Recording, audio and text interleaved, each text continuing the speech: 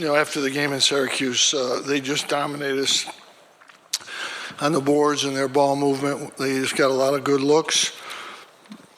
So the one thing we wanted to try to do tonight was to just shore up our defense a little bit better, try to make it a little bit harder for them to get open looks. I thought our perimeter defense was good tonight, and they missed some shots. So that's part of the game. Offensively, Elijah and Marek got us off to a great start, and we got control of the game early, and just never let it up. So it was a great win after what just happened not very long ago in Syracuse. How surreal of a moment is this for you right now with what's going on? It's really, really difficult. It's really, really hard. I'm hoping as a coach and a former player that these kids get to play. But I don't think we know the depth of what this is. It obviously does not. It's not a good look. What's going on? What happened to the rest of the world and now come here? I just don't know how we keep people safe, because if kids go home, they're going to go out. They're going to be in the community. It's difficult. It's difficult to know what the right thing to do is. But I think that my hope was that we could play the games. This could have been our last game, but my hope would be for the players to get to play the games that they've worked so hard to get to where they are. Coach, you talked about how well Barama played tonight. He's really been good over the last 5-6 games. What are the little things or the specific things that he's doing to make him better? 6 games, 7 games, well, I gave him a couple hints, and I should have told him those things earlier, right? He just started playing like that. I don't know what happened, honestly. Welcome to the Cuse Militia Podcast with those two unapologetically biased, orange-blooded homers, Sean and Joe. What's up, Cuse Nation? Thanks for tuning into the Cuse Militia Podcast with Sean and Joe. If you like it, please share it. The universal handle for the socials is @Cuse Militia. Go there, join the militia.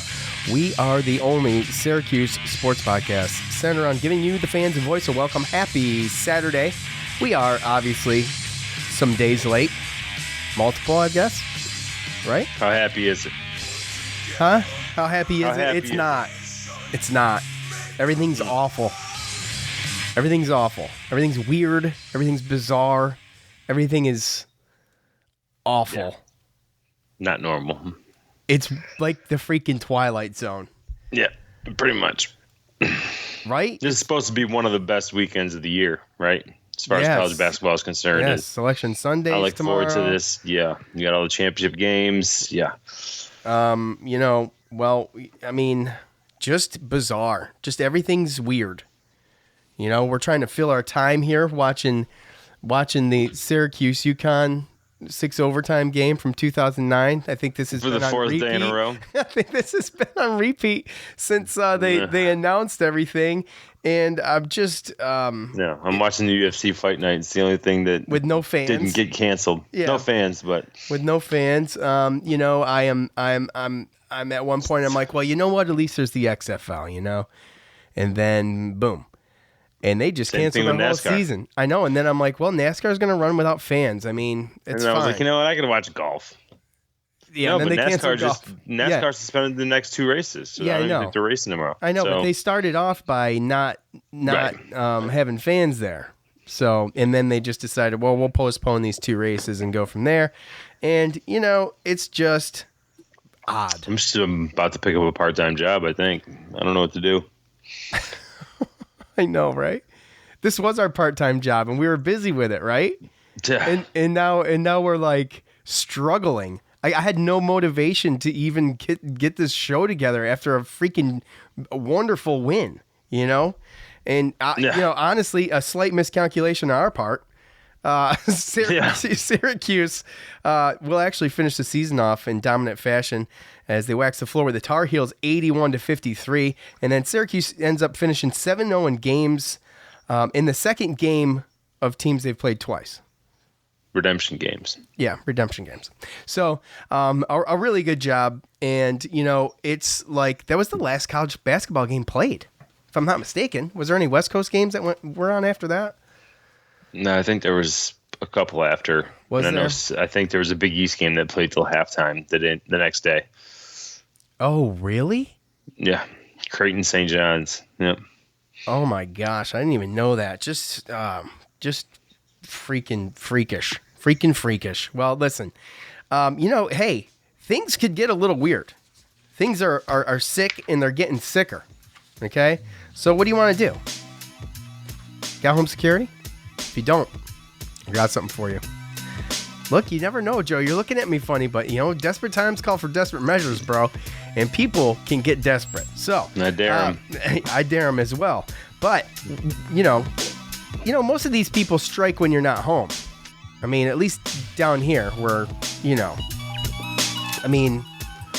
most homeowners that I know own firearms. So I think that's a common thing. And so they strike when you're not home. And if they do, what are you going to do? With home security, there's two ways you can go about protecting your home. There's the traditional way where you wait weeks for a technician to do a messy install that costs a small fortune, or there's the other way, Simply Safe. Simply Safe is everything you need in a home security system. It's award-winning protection, 2-time winner of the CNET Editor's Choice Award. Simply Safe blankets your whole home in safety. You'll get comprehensive protection for your entire home. Outdoor cameras and doorbells alert you when anybody's approaching your home. Entry, motion, and glass break sensors guard the inside. You barely notice it's there, but what's truly remarkable is that you can set it up all by yourself. Anyone can do it. It only takes about 30 minutes to an hour tops, maybe hour and a half if you're Joe. And there's absolutely no trade-offs for your safety. You'll have an army of highly trained security experts ready to dispatch police to your home at a moment's notice 24/7. And it's only 50 cents a day. So it's about $15 a month, okay? With no contracts. That's the best part. You don't want to get locked into these freaking 5-year contracts at $50 a month. It's insane. And you can get the coverage. Yeah, well, no, I did not sign anything on that. They kicked the guy out of my house, and that was that. But it could have been really bad. So, you could sign up. You need it for a month. Maybe you're going to go on vacation for a couple weeks. You need it for a month. And you have it there if you need it. That's it. It's why The Verge calls Simply Safe the best home security system. So go to simplysafe.com/team. That's SIMPLI safe.com/team today. And you'll get free shipping and a 60-day risk-free trial. You've got nothing to lose. Now go to simplysafe.com/team. That's simplysafe.com/team. Thank you, Simply Safe. We appreciate it. So, anyway, all right. Well, there was some breaking news. I'm kind of glad that we kind of halted the show a little bit because we went and had a ton to talk about, because we got some breaking news. And we'll do that after we talk about the UNC game. I know it's kind of old news, but we still got to kind of do it. So, Garrison Brooks made a jump shot with 5:24 remaining in the first half, and that would be the last points in their first 20 minutes. From there, the Orange would go on a 15-0 run to finish off their first half, and let's be honest, it was pretty much it. That was it. UNC never got close. In fact, they never even led the good. The last time we played UNC, Garrison Brooks and Cole Anthony combined for 51 points. This time, just 23 points, which is actually less than either one of them scored individually in the previous game. So a double-double for Sidibe, 12 points, 13 rebounds. You heard Coach in the montage. Sidibe has put together this string of games that's unbelievable. Yeah. Never thought he would be able to do that this year by some of the play we saw earlier, and the whole team was just fantastic. So, and what was likely Elijah Hughes' last game, 9 for 20 from the field and finished with 27. Syracuse as a team shot 46.7% from the field. The bad, they didn't finish the ACC tournament. That's bad. The ugly, they canceled the entire basketball season. And all you ass wipers out there hoarding toilet paper, that's ugly too. Okay, what's wrong with you people? What's the deal with the toilet paper? It's insane. What the hell's going on? I just need some toilet paper. Joe, the game. Elijah Hughes was on fire. It seemed like he couldn't miss. He's 5 for 5 from the line, 4 for 10 from 3. But I mean, we all have to eat crow on that one, right? Oh, absolutely. Buddy even did okay. He's 2 for 4 from 3. He played a good game. Let's talk about that for a second because we didn't get raked over the coals, but People who listened mentioned it, and how you, I, and James, we all kind of just poo-pooed this game almost. And the reason being is because, for me, I wasn't seeing anything, dude. Right. I just was going by what I was watching on the court. And of course I always mention, hey, I know that they can win any game. I know that. And I do believe that. So, but yeah, I just wasn't seeing it, man. This just was, they had a bad night. UNC had a bad night. We had a good night. That's what it takes. Well, I think a lot of it does have to do with what you talked about, being 7-0 with redemption games. Obviously, being able to see a team and being able to game plan for them, it works as far as 2-3 zone goes. And we did catch North Carolina kind of on one of those nights as to why they are or were where they were. They did have close games, and yes, they did have injuries, but there was a lot of games that they played and came out like this, and it was never really close. So, yeah, I was surprised, definitely. But when you see Sidibe and the way that we were Guerriere rebounding and the way we were playing and the way we were making shots, and Elijah coming out and feeling like he was like slighted for not being ACC Player of the Year, you could tell pretty early that we were going to definitely be in a good position to win that game. And then when we came out and got that 15-0 run right before halftime, I was still nervous at halftime, but it would have taken a lot to come back from that. Yeah, I was still nervous too, just because, you got a whole nother half of basketball left. You never know what can happen in a locker room, and we've seen it before. And in fact, in most of the games that Syracuse won in the ACC, they were actually up ahead pretty. They had a pretty significant lead, and then they actually got cut. And then the games ended up being really close, a lot of them at the end. So that was a trend that we saw all year. But, it was really apparent, that UNC was frustrated. Cole Anthony was frustrated.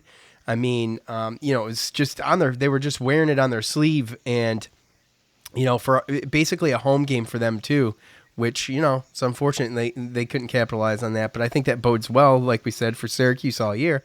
And this being their last game, it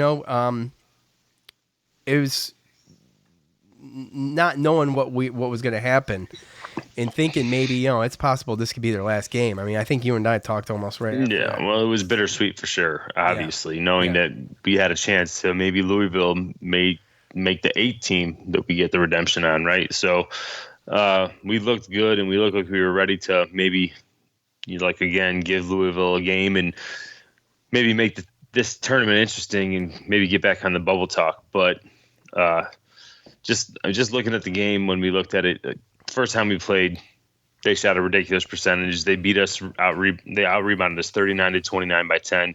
This time they only get by 4, 42-38. And just the turnovers. They had 18 turnovers to our 8. We had 11 steals. Just those things. That's what we cleaned up. We cleaned up our defense, and to see our defense play like that again in the ACC tournament, and then not be able to get a chance against a team like Louisville, seeing how we were playing, it was definitely tough, without a doubt. Yeah. So, before we do some fan feedback, I just want to, we didn't have a proper send-off because this happened so abruptly, but, we want to just say thank you to all of you who listen, and we really appreciate you guys. We're not just blowing smoke when we say that. I know sometimes we talk about this, but, the way this show has grown, especially within the past year and a half since last basketball season and football season, means a lot to us. We love coming here and doing this. That was one of the things that was really tough for me, actually, coming off this game and finding out basketball season was over. I thought a lot about, man, I love doing these shows. I have so much fun. I love going on Twitter with you guys and hanging out, and I just, I love having James on and getting on here with Joe, and we just have a blast doing it. So we just want to thank you guys for listening, because it's, we're just some couple kids from East Syracuse, man, and just happen to be, having some fun. So we're blessed to be able to do it. So anyways. Yeah. And it's unfortunate that the season got cut short. We still had games. So. Yeah.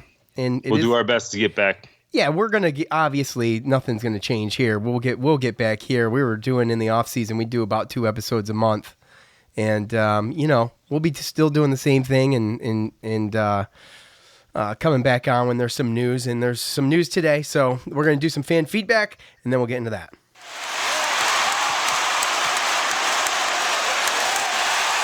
It's time to hear from you, the loudmouths from the Loud House. You guys know what to do? Next season, what you're going to do, next football season, what you're going to do is you're going to go to the socials after the games. I'll ask for your thoughts. You give them. We read them. We talk about some of them on the show. Okay, so I haven't been through these, so I'm going to do this on the fly, which never works great, but could be entertaining. At ZW Rodburn, nearly everyone went, I think nearly everything went right for the Orange and very, very wrong for the Heels. Hard to see this tournament continuing and or the NCAA tournament commencing, but it was fun to see tonight. Zach was feeling the same thing I was feeling, and like I was mentioning to what I was saying before, to go out with a win, Joe, and not just get smothered is bittersweet. Yeah. You want to see them continue. They had more games ahead. We don't know what would have happened, but it's just a lot of people at work down here. They gave me daps for Syracuse beating North Carolina. They were happy about it. Yeah, and, to couple up buff what you were saying, Tim, top fan from Facebook. If the season ends with the Orange kicking UNC's ass, I'm good with that. So I think it was a situation where I think everybody wants to base on the NBA, and I think we saw the writing on the wall. And since then, we've seen everything kind of start to shut down, and I think a lot of people saw that coming. So I don't know about you, but I was like crossing my fingers the next day, just hoping to get to noon and have all the tournament games start and let it be normal. But of course, it didn't work out that way. Nothing was normal on Thursday. Thursday was a weird day. I'll never forget. It was just everything was weird about Thursday. Mm-hmm. So at Tony Staffieri on Twitter, this team played so sick tonight, they will cancel the rest of the ACC tournament. Ding, ding, ding. Well, you called that one, Tony. Look, just our point. We just kind of talked about it. But, I would like to go out the way we did if it was going to happen, then with a loss and be like, screw it, the season's over anyway. So it is what it is. But let's see. You got one? Let me search. Well, I got some about Docket. Robert, top fan from Facebook. Sidibe, thoughts? Awesome, great team win. Defense, and for God's sake, is there no doubt Docket's total UNC love? Geez, that was nauseating. I know. He's annoying. Yeah. And to couple onto that. But didn't he play for Duke? I don't know who he played for. I'm top fan Chris from Facebook. Hey, I have an idea. Let's talk about North Carolina. Oh, I know Syracuse is up by 20 points, but hey, I have an idea. Let's talk about North Carolina. Can they get back in this thing? And I know Syracuse is up by 15 points, but hey, I have an idea. Let's talk about Roy Williams' career. And then, let's throw up some sentimental crap about the Boeheim family and neglect the fact that this Syracuse team has control of the game, the whole game. Huh? The entire game. At S Dallas 2101 on Twitter, big men didn't foul out. Sidibe only needs 4 fouls tomorrow to break the all-time team record. I didn't know that, if that's true. Hughes is the best in the ACC. Mark plays balls out. Buddy played okay. JG3 going to keep improving and on the bigger stage. Best game of the year. Yeah, best game of the year, Joe. I would say, our biggest win obviously was UVA statistically, but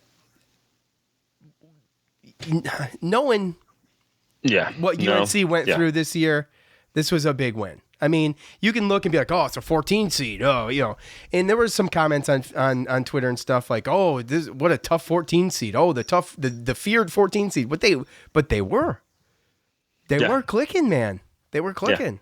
Yeah. And we saw what they did against us. And again, we know our record against North Carolina since how long has it been since we've beaten them? So again, to be able, and our struggles that we've had in the ACC tournament. So to couple all that into that and be undefeated in the redemption games and the way that we played on the road, because that was pretty much a road game this year. It was awesome. I mean, I know that it was unfortunate the way that the season ended and how everything stopped and canceled, but it was a great way to finish it. Yeah. You got any more? Yes. My brother Alex actually had a pretty good one. Defense played tough, and the offensive ball movement was terrific. If we play with the same energy against Louisville, then I think we have a shot. One game at a time, and they played like this isn't our last game this year. Stay hungry and go get it, Cuse. And obviously that was before, Oh, yeah, that was all, that night. But, yeah, I mean, when you look at that game and you're like, oh, well, we're going to play Louisville next, I mean, you think anything's possible. But I think we've kind of been saying that all year. I mean, we think they could beat anybody, even going into the Duke. Well, I mean, Gerard had some great passes. He had 8 assists. Boeheim, he got his points in the second half. Obviously, Elijah played the way he did. And the way that Barama and Dolzai passed to each other, and that, I mean, that was just awesome to see, man. Yeah. One more from Twitter at K Nabiwaniak. Man, Kyle, I'm just gonna call him. I'm just gonna call him Kyle from now on. Kyle, I'm sorry, buddy. To be fair, I believe in the old adage: it's tough to beat a team 10 times in a row. Do we think those were tears of joy by Garrison Brooks since this awful season is finally over for UNC? Go Orange! 3 more to go. So, yeah. I mean, they had an awful season, but they thought, if you heard Cole Anthony's interview, there was an interview going around with Cole Anthony before the ACC tournament saying, well, we think we can win this thing. I really think they thought they could, and I thought they probably could.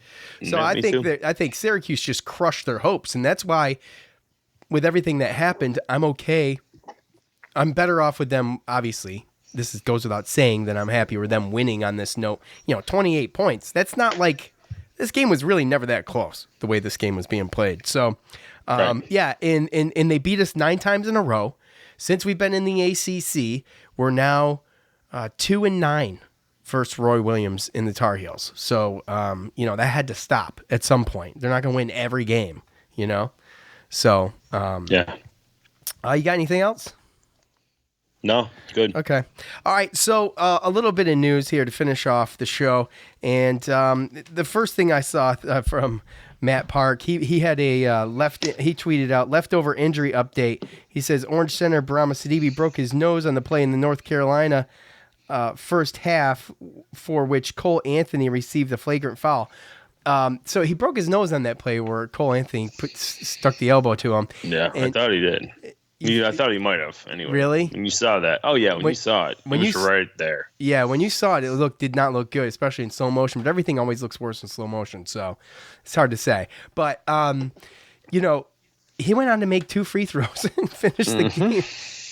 And it's insane, dude. What an animal! What a savage this guy has become. No, the last 5 games has really changed my perspective of this guy, for sure. Oh, absolutely. I mean, he's a fighter, dude. He didn't give up. He had his moments, but he didn't give up. There's not a lot of guys that are going to be playing with a crooked nose. No, well, dude. I'm just saying. In 5 games, we went from, what's our big man situation to be next year to, good, we got Sidibe. We're going to be all right. Like, in 5 games. Yeah. That just happened. Yeah, it's crazy. Right? Because we said it maybe in the last show, maybe. Like in 5 games. Like now you're like, okay, well, if he plays like this, then we'll be okay, right? Yeah, I mean, you look, and we talked about it. I mean, you think about Sidibe going in next year as a senior, and you feel confident about it, right? Like you feel good about that. I do. Yeah. Well, the way him and Dolzai have been playing together, yeah. Yeah. And Boeheim, he even mentioned that in his press conference. Yep. Let's see. So, with that said, some bad news. Now, Well, we knew some of this was going to happen, we right? knew some of this was going to happen, but this is what started it here. Bryson Goodine tweeted out, I would like to thank the Syracuse staff and fans for having me at the university this year. However, it is time for me to seek out a new beginning. Thank you, Syracuse. He's going to enter the transfer portal, and then this was yesterday, and then today dropped that Howard Washington and Jalen Carey will also probably do the same and follow him. And I've heard rumors about Robert Braswell. Now, I feel like there's a spot for Robert Braswell at some at some level on this team. But, I mean, to each his own. I'd be more upset with him leaving than the other guys. I mean, just as upset. I mean, look, I felt like Bryson or Jalen needs to stay. They're both going to go, right? Or, I mean, even Howard Washington. But well, that's what I mean. Like, I think we still needed one of those guards to stay. I don't think Braswell's as important. Keeping him versus at least one of those guards. Yeah, because we went from being now stacked at the guard position to being very thin. Right. Yeah. And obviously, Jim Boeheim showed his hand, and Joe Girard and Buddy Boeheim are going to play 35-plus minutes. There's not going to be a lot of time out there unless you can outwork them or outplay them. And you saw the 3 guards leave. Yeah. I mean, 2 of them I don't think are 100% yet, but per report, usually that's pretty right. Yeah. And I still don't see a spot for Robert Price, even if Elijah Hughes were to go, which I've heard nothing but just he's on the fence, so that's still not even 100% yet. But even if he does, all right, stop there, time out. Could you imagine if he did stay though? If he was like, "Look, this is unfinished business," and that's something to think about because again, with the way that this season ended, and really not being able to get your full licks in, I guess, they might have, some people, this changes things, obviously I feel bad for the seniors that don't have that opportunity to get any eligibility back or replay this, but he's in a position where he didn't get to finish and he didn't really know where he was going to end up. And who knows if that changes his mind. So, you can only hope as a Syracuse fan, but even if he does, you still have the likes of Guerrier and Dolezaj, and who knows, Woody Newton coming in, what his situation is going to be. But I know that with all these guards leaving, it's going to put a lot of pressure on Kadari Richmond because he's a combo guard. He's ranked 96 in the class coming in. Who you don't really ever know, but that would put a lot of pressure on him. So who's the Harvard grad transfer that was considered in Syracuse? Oh God. Oh, I'm sorry, I put you on the spot. Was he a guard or was he a? I think he's like a small forwards shooting guard type. Okay. Well, I mean, I'm just saying that would help. Yeah. Well, yeah, he was the player of the year in the Ivy League as a sophomore, got hurt. So he's still got a couple years eligibility and he's looking at 6 schools. And that's the one thing that I was going to say is I don't know how many players are available still in this class, but as far as JUCOs or grad transfers, this does put ourselves in a situation to be able to give us some flexibility. Well, now we freed up scholarships now, so right. We were talking about having transfers, and I just don't think that anybody really imagined it was going to be at this scale. Yeah, but I mean, what do you think about Bryson? I feel like, I mean, that was the most surprising one to me. Yeah, as a freshman, I mean, he's going to get more of an opportunity next year. He had the face mask issue. He's obviously gotten better with that. I think, next year would have been totally different for him. And I know he's a talented guy, but I thought he'd be a little bit more patient about the circumstances that he went into. He went into committing to Syracuse knowing they were heavy there. And he was going to have to fight for that spot. Yeah, I know, but I'm just saying. He was more highly recruited than him. So Than Joe, you mean? Than Girard, yes, sorry. So who knows how he feels? And nowadays, you don't really know. That's the difference. You're not in a kid's head anymore. Well, I know that you had a lot of fans calling for Bryson over Joe a lot throughout the year. A lot. So yeah, I mean, I can understand that. But again, with these kids now, when they see the writing on the wall where they're not going to get the playing time they think they deserve, then they're quick to transfer. And that's football and it's basketball. Yeah. So it's going to be tough in a situation where you're going to want to maybe build up some depth because there's a lot of kids nowadays where if they're not getting that playing time, especially if you're only going 6 or 7 deep like Boeheim was, then they're going to go somewhere else. It's just unfortunate. It doesn't put us in a horrible spot, but it does make things a little bit tricky. You feel like we said, you want one of those guys to stay, but it is what it is. Obviously, Joe and I wish them the best of luck. We know you do. And we always follow these guys when they transfer just to see how they're doing. So, they're all talented guys. Just really tough fighting for that spot. This year especially. So, all right, Joe. Well, with everything going on, we've got a break from pretty much everything, bro. Schools are closing. I mean, it's like everything's apocalyptic. There's no freaking toilet paper anywhere. I mean, you're limited on how much water you can buy, and I mean, look, it's a serious issue, but we gotta just be smart about everything, obviously. But I mean, how do you see it? Coming into having spring football kind of push back and stuff like that. Do you think it's going to affect like the starting time for football in the fall, or you think there's enough time to enough of a bumper to be able to do everything they need to do if they just hold off a little bit? So I think that it all really depends on how people react to it. Right. As much as it's not really dangerous to most people, it's just how fast it can spread, right? So I think just if everybody does their part and just keeps themselves kind of away from huge crowds and being out in public when you don't need to be, unnecessary stuff, people just do your part. I think if we do that, then obviously people are going to get it. It's going to play its way through, but the better we can help, I think the faster we'll see results and get back to normalcy. And that's really just all I got, man. Yeah. As much as I'm completely against that and I hate that being cooped up and stuff, but again, it is what I think it is, if everyone does their part and takes it seriously, and yeah, I agree. It's tough. We're all going to know someone, if not get it ourselves, that has it or whatever. So it's going to be tough. And, I think that I'm no expert. We're just spitballing here. But, they're comparing. First of all, we started all of these canceling events and things like that quicker than anybody else did in their time period, right? You know what I mean? Luckily, it pretty much came here last because, right. You know what I mean? Because we've been able to watch it and kind of be a little bit more proactive about how we do the crowd thing and all that. We're seeing all the projections like talking about, well, we're at where Italy was, 2 weeks ago or whatever like that.